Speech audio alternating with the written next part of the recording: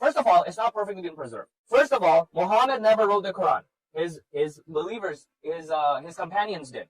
And then as time went on, there was different Qurans. And then Uthman actually burned multiple Qurans, and he compiled his version of the Quran, and he kept one of them. So Uthman actually burned multiple Qurans, and then he made one Quran, right? And then that was passed on from generation to generation. First, the Quran was not written by Prophet Muhammad. How does that prove it was not preserved?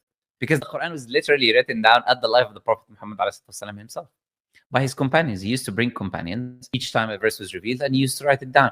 And that same preserved scripture that was written down was memorized by tens of thousands of people, of companions of the Prophet ﷺ. It was memorized word for word, letter for letter. So it doesn't even matter what is written, because it's in the hearts of thousands of tens of thousands of people. Thousands of people who memorized the Quran in existence.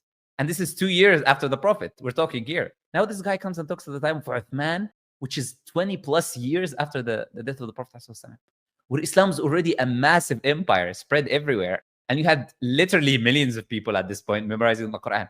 How can Uthman burn anything? And then he talks about a narration. It doesn't talk about burning the Quran. It talks about burning the masahif, the personal books of the companions that they have, which they had their own interpretation in.